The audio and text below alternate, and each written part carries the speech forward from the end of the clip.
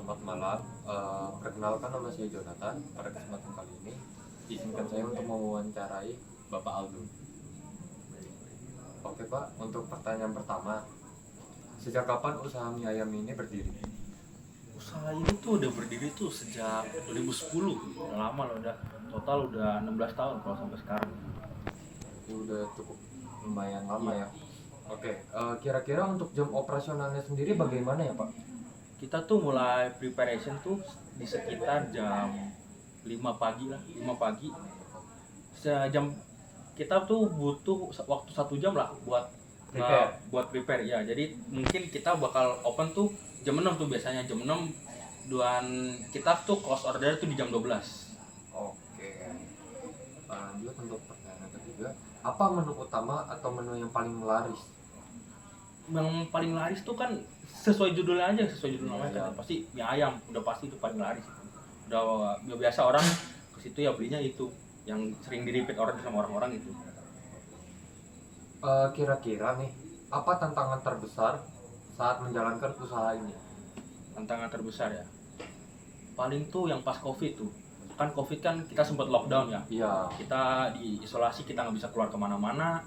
Terus jadi yang pasti kan karena kan emang penjualan kita kan biasa kan melalui offline tatap muka. Jadi mau nggak mau ya kita tutup, nggak bisa. Kita tuh ordernya by online dari rumah dan itu tuh lumayan susah.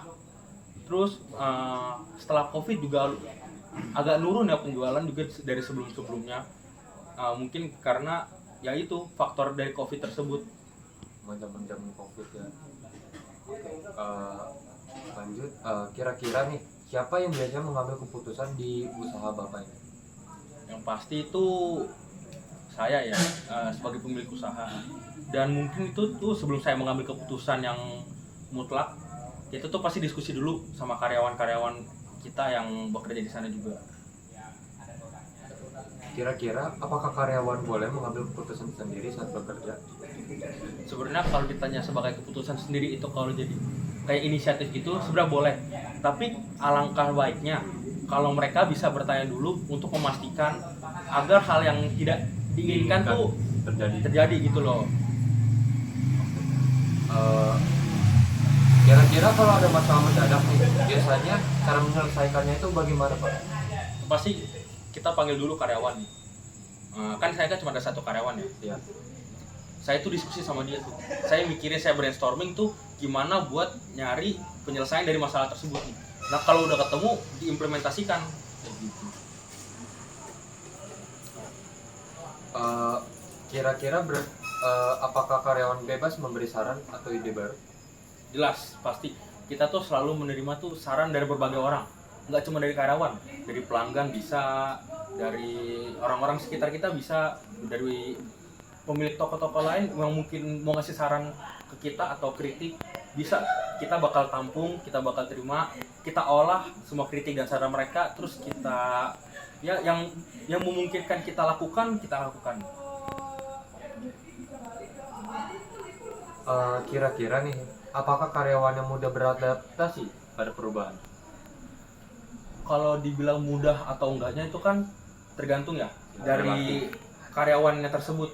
Itu kan jadi kayak bagaimana cara mereka beradaptasi kepada perubahan yang telah dilakukan.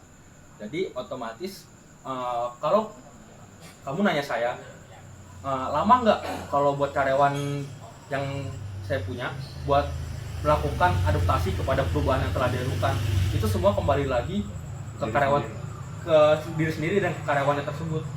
Karena kita tuh belum tahu seberapa besar perubahan yang dilakukan atau seberapa pengaruhnya kepada karyawannya gitu. Apa yang paling sering menyebabkan ketegangan atau konflik? Paling ini ya, kalau konflik atau ketegangan tuh paling kita di pas orderan lagi rame-ramenya nih, misalkan lagi di rush hour atau di jam-jam yang mendesak tuh, kayak misalkan lagi istirahat kerja kan, banyak orang yang datang ke kita terus order makanan, banyak orderannya. Jadi kadang juga tuh ada yang tiba-tiba mesen banyak gitu kan, misalkan ada 100 porsi buat diantar ke tempat kerja mereka buat makan siang kayak gitu-gitu. Itu itu kadang juga ada yang mendadak. Jadi mungkin yang paling mendesak tuh ya itu tuh orderan yang tiba-tiba banyak kayak gitu. Jadi kan karena saya cuma berdua ya sama karyawan saya, jadi agak lumayan susah. Kira-kira untuk pembagian tugas antar karyawannya bagaimana tuh kalau boleh tahu? Kan yang sudah saya bilang ya tadi, kayak yang sudah saya bilang tadi, saya karyawan kan cuma satu. Iya. Jadi itu kita tuh harus bisa tektokan gitu satu sama lain, dari yang saya sebagai pemilik dan si karyawan tersebut. Jadi kalau kita tektokan, kita bisa komunikasi satu sama yang lain, itu tuh pasti workflow-nya bakal jadi lebih enak. Jadi kayak ya gitu aja, kita bagi tugas tuh sesuai apa yang diperlukan aja. Kayak misalkan nih dia ngelayanin lah tamu, pelanggan, saya yang masak. Bisa juga sebaliknya, tergantung kayak gitu.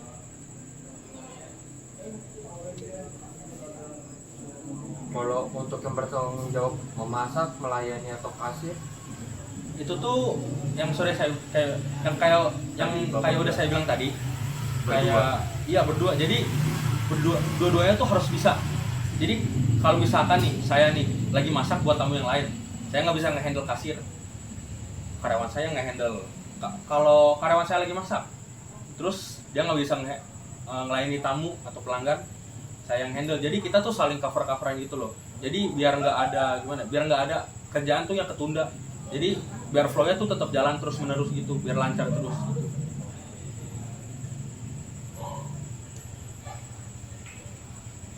biasanya kesalahan apa sih yang sering terjadi pada saat operasional?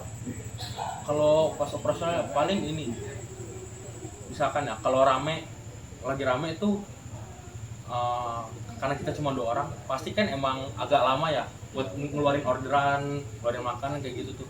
Itu mungkin banyak beberapa pelanggan yang nanyain terus gitu, kayak makanannya kapan datang ya gitu. Atau misalkan nih dari Grab sama Gojek, kan kita kan nerima juga kan orderan online ya, dari Mereka juga nunggu lama. ya mereka nunggu lama, terus mereka jadi nanya ini kapan ya orderan kelar, kayak gitu kan mungkin kita jadinya kan kayak nggak enak ya. Mereka udah nunggu lama, Sama panik lah iya, pasti. sama ada rasa-rasa kayak gitulah.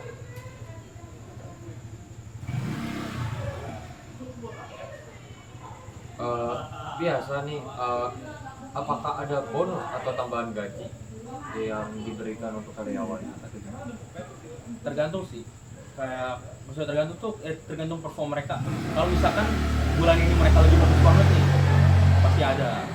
Kalau misalkan lagi turun ya gitu Biasa lah, aja. biasa aja paling, atau bisa kemungkinan ya ada potongan sedikit karena emang karena lagi performa jelek atau gimana kayak gitu.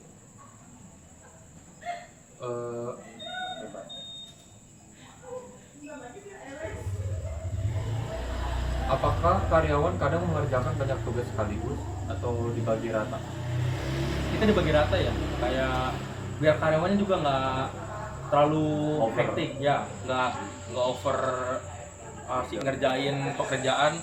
Kan yang saya udah bilang, saya di dua-duanya itu harus sama-sama bisa, kayak bisa handle satu sama lain biar workflow itu tetap terus jalan, terus lancar gitu. Jadi nggak ada kehambat sama suatu hal gitulah. Kira-kira apa perubahan terbesar yang ingin dilakukan di usaha Bapak ini? Pertama ya, saya pengen dikenal lebih luas lagi lah sama orang-orang. Kayak mungkin 16 tahun ini, 16 tahun selama saya buka itu emang orang-orang udah banyak kenal, udah banyak tahu. Misalkan nanya nyebut nama usaha saya, orang mungkin kadang tahu, oh yang itu, yang ini, yang di sini ya tempatnya. Tapi saya pengen lebih luas lagi gitu loh, mungkin kayak membuka cabang di tempat lain gitu. Jadi orang-orang tuh lebih banyak taunya lah, gak di sekitaran Gading Serpong doang gitu.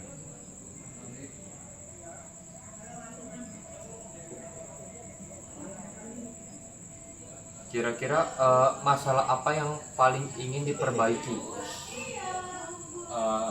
Kan kita selama 16 tahun itu kan tempat gak pernah pindah ya, Ya, di pasar Paramount terus kan, kiosnya yang itu juga. Mungkin saya kira mau nge-upgrade tempat lah, jadi yang lebih bagus lagi, kayak yang lebih modern lah daripada itu, supaya kita tuh bisa nampung orang tuh lebih banyak buat kalau yang mau dine in makan di sana kayak gitu. Mungkin sama kira-kira nambah karyawan biar karyawannya itu nggak terlalu hektik juga, karena kan cuma 1 orang ya karyawannya ya. Gitu. Kira-kira nih dari yang tadi Bapak bilang kan Bapak ingin usahanya dikenal lebih luas. Kira-kira apa sih perubahan yang ingin Bapak lakukan terlebih dahulu? Yang pasti ya, kita tuh selain ningkatin kualitas infrastrukturnya dari lokasinya yang lebih strategis atau tempatnya yang lebih bagus, yang pasti tuh yang mau kita lakuin tuh ningkatin kualitas produknya tersebut. Apakah makanannya bisa terus terjaga seperti itu sampai kita ntar mungkin pindah tempat yang lebih bagus atau pindah daerah. Jadi itu yang saya pengen lakuin dulu tuh, yang pasti ningkatin kualitas produk pertama. Yang kedua itu kalau emang udah bagus terus dijaga gitu, nggak berubah-berubah, tetap bagus tuh.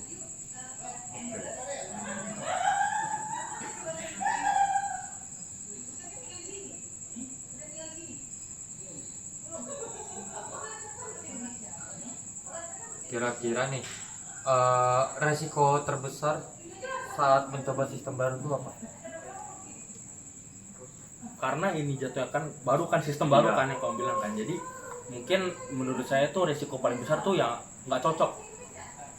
Kalau nggak cocok kan jadinya kan karyawan sama saya mungkin bakal Nggak jadi selek. iya mungkin Ya. terus juga jadi susah untuk adaptasinya gitu loh, untuk satu sama lain. Jadi ya begitu.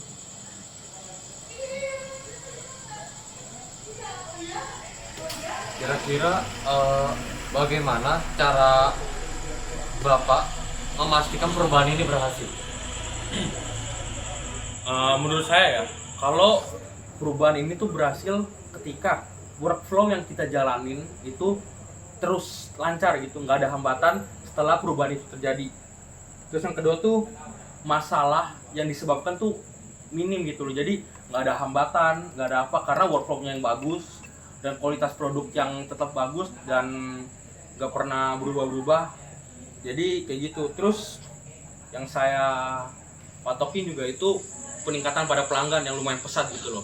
Kayak misalkan saya yang ganti tempat nih dari yang di Pasar Paramount pindah ke tempat lain. Lebih strategis. Iya, yang lebih strategis itu yang saya inginkan ya pasti itu banyak orang yang lebih tahu lagi, jadi pelanggan tuh terus nambah gitu. Jadi bukan cuma pelanggan yang udah langganan, tapi pelanggan yang baru-baru juga, yang baru tahu, yang baru kenal tuh datang juga ke kita gitu. Kira-kira segitu aja sih Pak pertanyaan dari saya. Makasih ya Pak. Oke, Mohon maaf. thank you. Minta waktunya Pak.